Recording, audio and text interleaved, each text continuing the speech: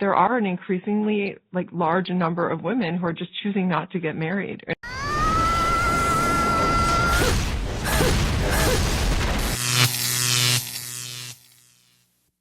Welcome to The Wall. In today's video, we'll look at the story of a woman who gets divorced after 10 years of marriage and how she deals with her new reality. We'll also analyze the words of a lawyer who talks about the so-called divorce season and what it really means. Plus, we'll bring you shocking statistics on divorce that explain why so many men are avoiding marriage. We want you to smash that like button and subscribe to the channel. We're aiming for 150,000 subscribers before March, and with your support, we'll make it happen. Don't forget to leave your comments and turn on notifications so you don't miss any videos.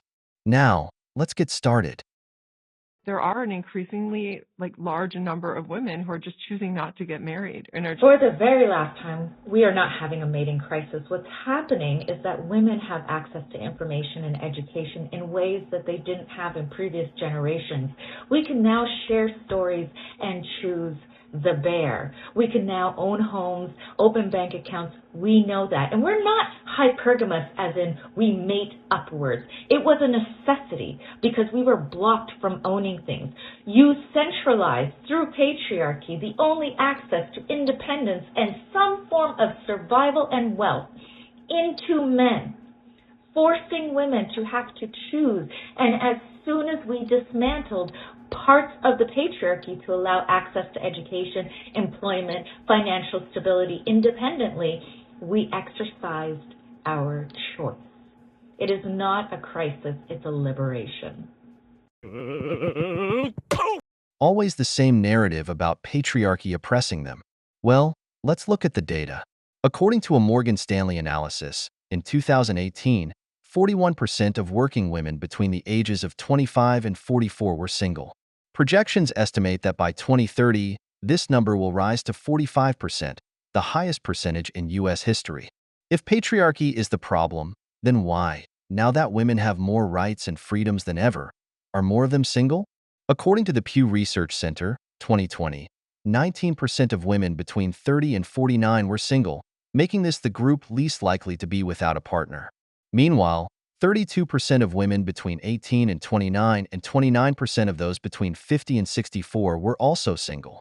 Additionally, the 2010 census indicated that women made up 50.8% of the total U.S. population, with a median age of 37.2 years. In short, The Wall spares no one. Don't get married in your early 20s. I'm sure there are some exceptions to the rule, but just don't do it. I'm going to tell you right now, you do not know who you are in your 20s. You barely know who you are in your early 30s. When you are in your 30s, something happens to you where you discover all the things you've hidden about yourself to cater to other people, where you are authentically finding who you truly are, what you love, what you like, what you don't like, things that you pretended to like for other people.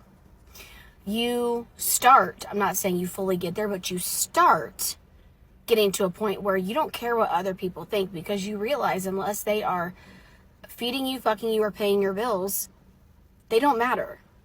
Their opinions don't matter. Okay? And that is when you truly know who you are. As someone who got married in my early 20s quickly and got divorced in my 30s, this is not only true for me, but a lot of the clients that I coach, a lot of the individual men, the individual women, all the things, even with the men, you know, as they got into their 30s, the things they needed and desired and wanted, and not just sexually from their woman, it did change and evolve. And again, same for the women as well.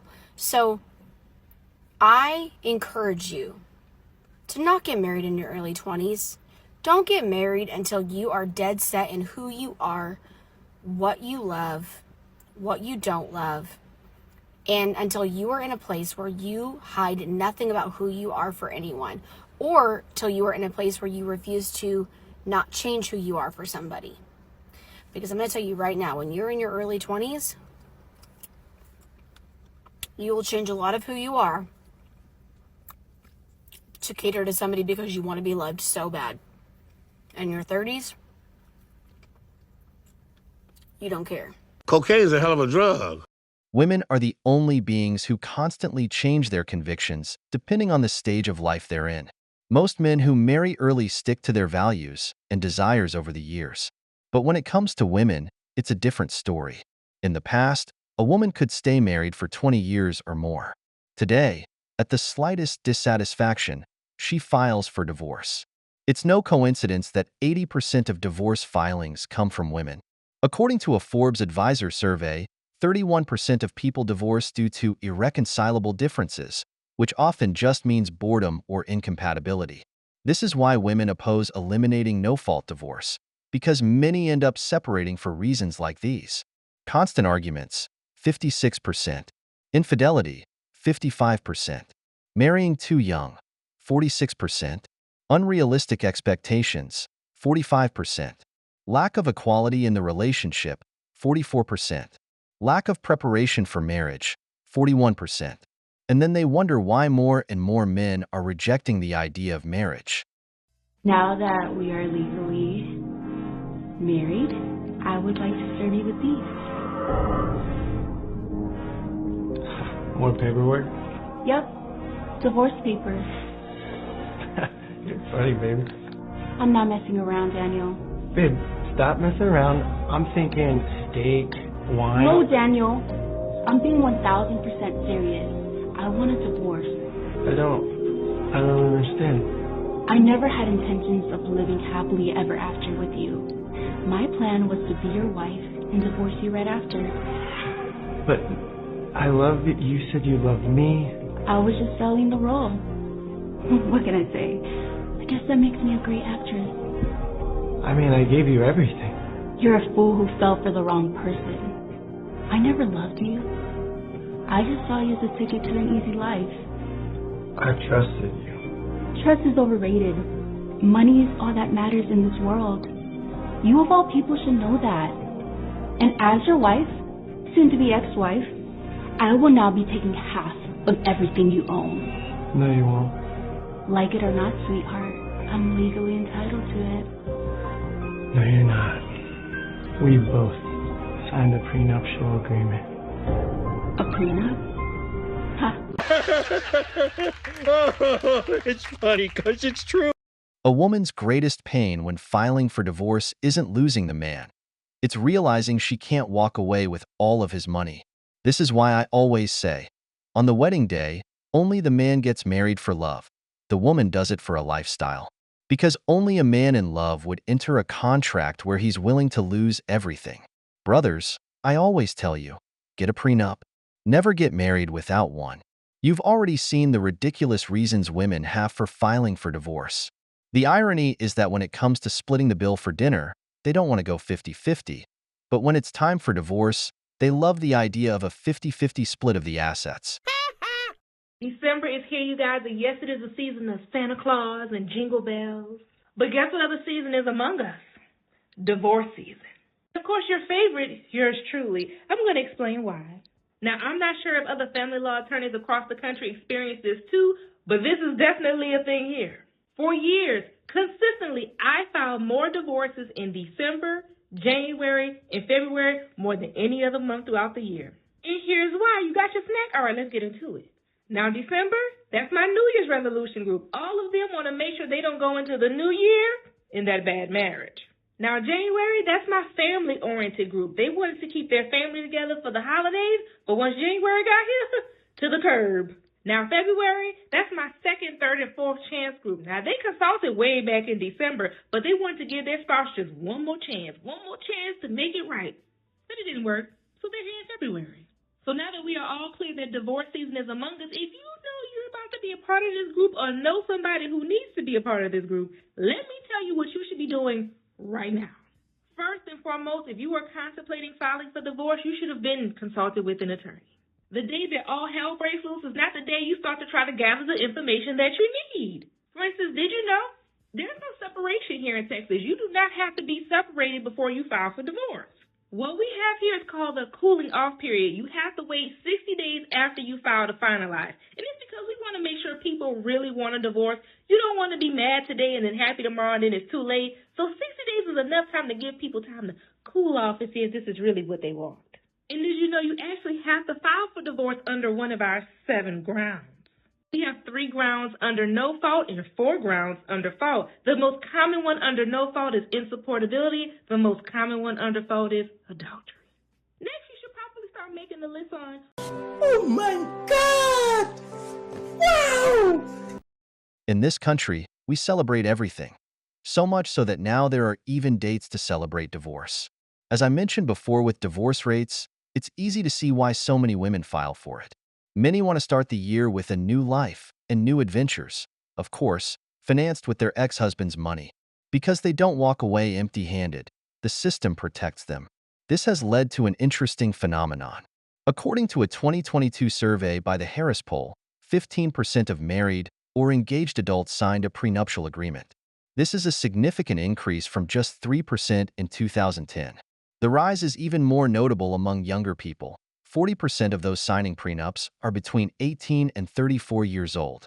Additionally, 42% of adults support these agreements, and 35% of single people say they would likely sign one in the future.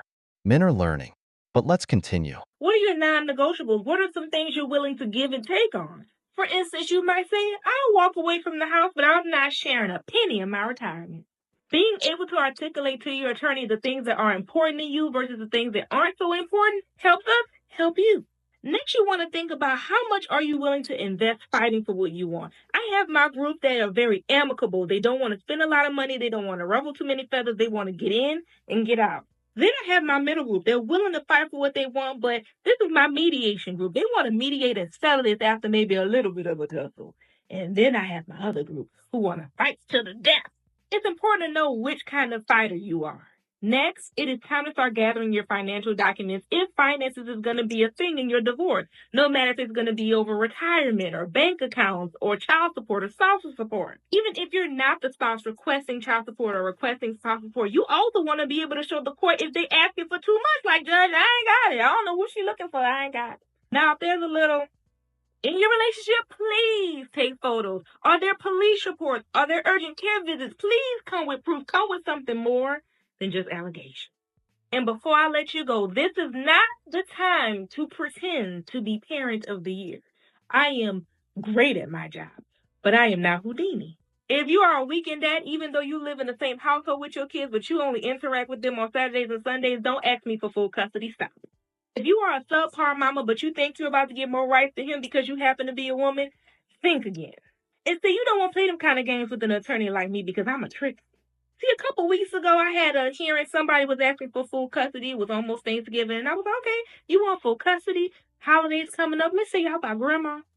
It's Thanksgiving. Are you going to let the child have a slice of pecan pie before dinner or after? They're like, oh, of course, only pecan pie after dinner, never before. And I was like, that's interesting. Because your child has a nut allergy. Literally, we could end up at a funeral giving custody to you. Last but not least, men and women get a therapist. There is nothing wrong with going to therapy. Trust me, it makes your attorney's job a lot easier when we can focus on the task at hand and we're not like trying to coach you through the emotional part of this. Let us do our part. Let the therapist do theirs. Oh, before I let you go. Damn! Do you know why most men are destroyed in divorce? Because in almost every case, it's the woman who files for it. This gives her a huge advantage.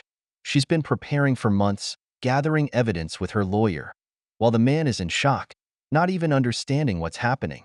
And that's when many make the worst mistake possible, not hiring a good lawyer. Brothers, a lawyer in a divorce is like a rifle in war. If you don't have one, you're dead. The judges will destroy you, and in mediation, the lawyer will be on her side. That means they'll empty your pockets without mercy. And it doesn't stop there. You could end up paying alimony even if you give up the house, the cars, or any other assets. The system is not designed to benefit men. According to 2018 data, 80% of custodial parents are mothers, while only 20% are fathers. Mothers receive 65% of custody time, while fathers get only 35%.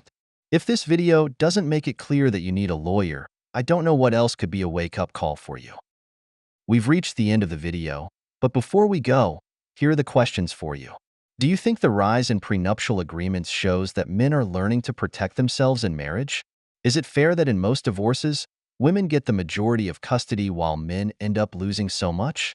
If you enjoyed the video, make sure to give it a thumbs up, subscribe to the channel, and hit the notification bell.